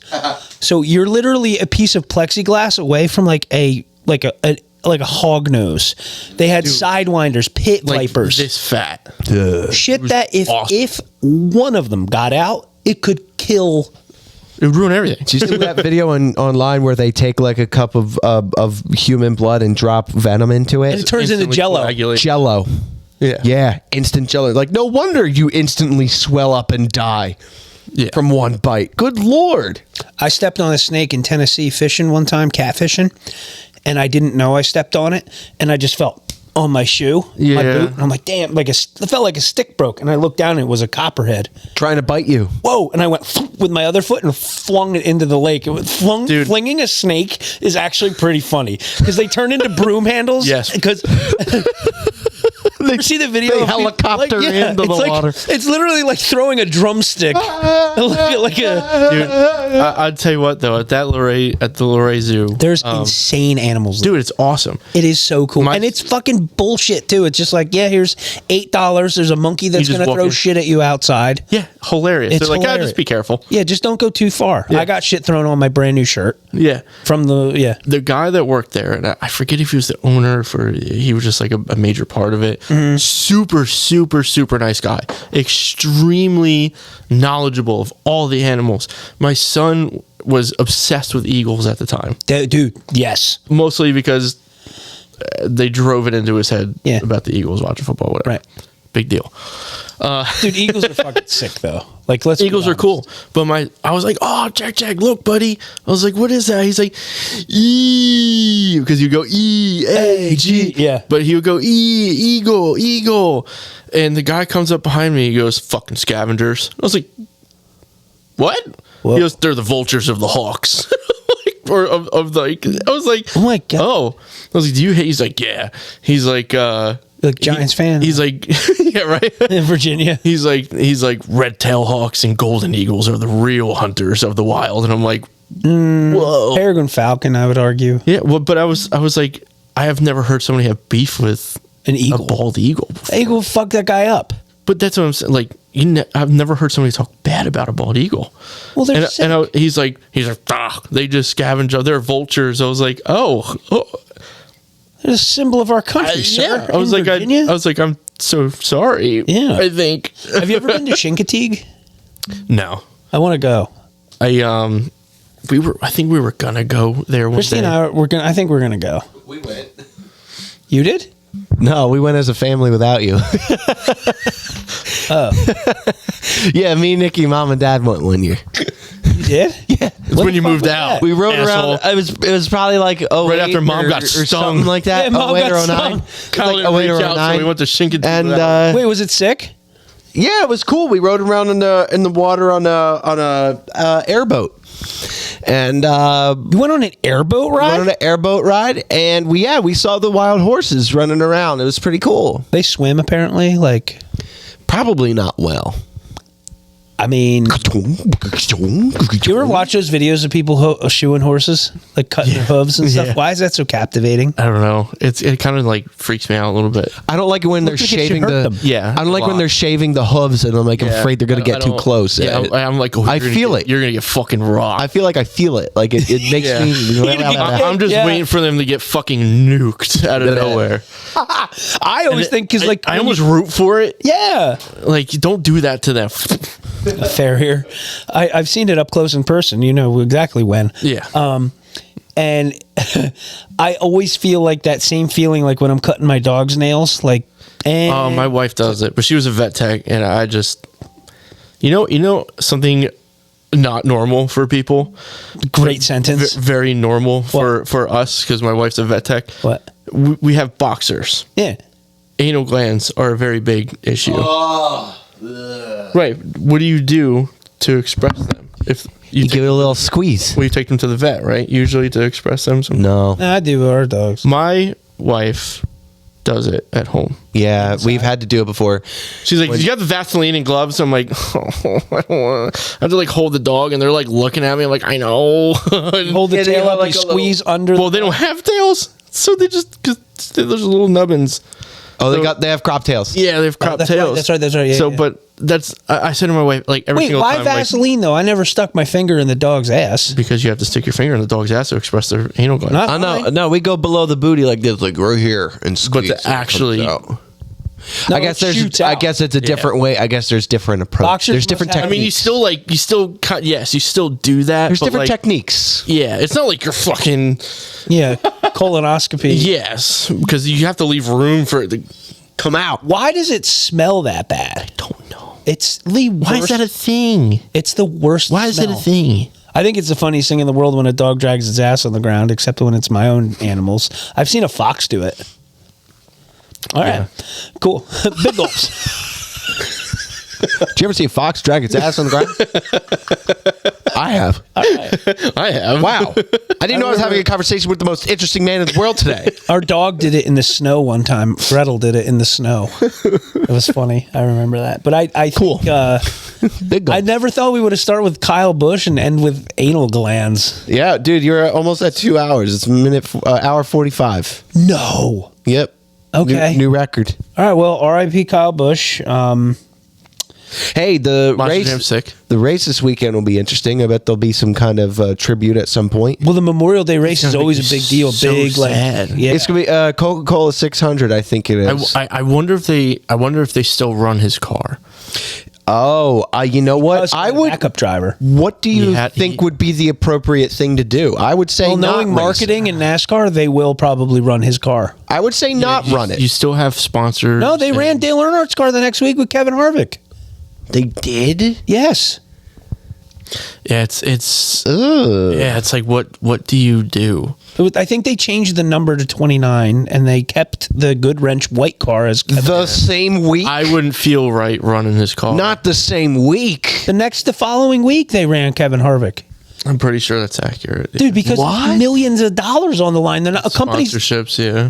a company's not going to say, "Well, our $1 million car, just park it." Nah, one race. The next race. The race the week of the guy dying. Park it somewhere with a memorial or something, and then continue after that. You can see. take a hit for one goddamn week. I'm Come on. curious to see what they do. Yeah. Have his brother come back and run I'm it. not going to be able to hear Kurt Busch talk about it. Kurt Busch is going to be a mess. No, it's I can't. I don't know if I'm going to watch that. how do you and I would say have his brother run the car if you're gonna run it. Anyone that's gonna run it, have Kurt run it. Is that His brother, yeah. Oh, okay. His brother That's retired nice from enough. NASCAR. Yeah, he had like concussions and Yeah, he had CTE real bad. Oh. he got I mean, that's why Dale Jr. retired. His wife was like, "Yeah, you're done." He goes, "Okay." Did you hear Dale Jr. on Rogan talking about his relationship with his dad? I was like, I don't want to hear this. Like they barely had a relationship. Barely, yeah. Which is weird. Like when Dale Jr. won his first race, Dale Earnhardt was like, "Was this guy at the race?" He's like, "No, he wasn't there." He's like, "Oh, okay." Like me, if that guy was there, he would have whooped your ass, son. Like he didn't even give him proper credit. It's weird. I mean, he didn't have a good relationship with him. He was closer with Carrie, but Carrie didn't want to race, and the daughters barely knew him or whatever. Like it sounded that way. I'm not saying they had like a weird relationship. Like they were close, but like I don't know. It was something pretty weird. And you watch the documentary, and they weren't close. Like but it's not like he talks ill of him. You know? No, not in a bad way. But that's what I'm saying. Like he doesn't talk ill of him, but like. You would think they were closer. Yeah, but you know what, dude, though? Like, even our dad, like, my dad's the greatest dude in the world. Like, literally my hero. My mom and dad are in the truck going camping, and I say, love you guys. My mom's like, all right, love you. And my dad's like, okay, bud. Like, I'm like, all right. Like, he doesn't even say anything. You know what I mean? But I think that's every boy and his dad, maybe. But not like... I have 2 dads, and they're not gay. I know. He tells me he loves me. Both my dads tell me they love me. But no, there is a different emotion Daddy's there. new wife, Robert. Love you. That's so good. But yeah, I guess we'll have to see what happens. I mean, his sponsorship is with Cheddar's. Right? I say Cheddar's. this race, a ceremonial lap driven by his brother at the beginning of the race. Yeah. Set it to the side and then continue with the sponsorship and the business obligations the rest of the season after this And then race. Ryan Blaney wins it all just because. Yeah, why? Ryan, why that's so? actually fucking funny. You're like, yeah, I hope my guy wins. Like, even though this guy did. We'll get. It's very sad. Carson Hocevar's going to win, but we'll see. No. Yes, he is. I called it in the first podcast. I said the guy's going to win one of the first 10 races. He already won. He did. I know. I called. Oh, okay. I'm saying. I think he's going to win again. I mean, I would be happy. When's qualifying and practice? And Friday. Probably Friday and Saturday they run. Yeah. But that's like that race is usually like 5-6 hours long. because it's like 600 laps. What's 600 miles? 600. Oh, it's 600 miles. That's right. Like Yeah. the Daytona race. 500. We'll put It's it on not the TV 500 for a laps. little bit on Sunday. Oh yeah, good. Yep, I have it. I have it on my phone too. If we need We'll it.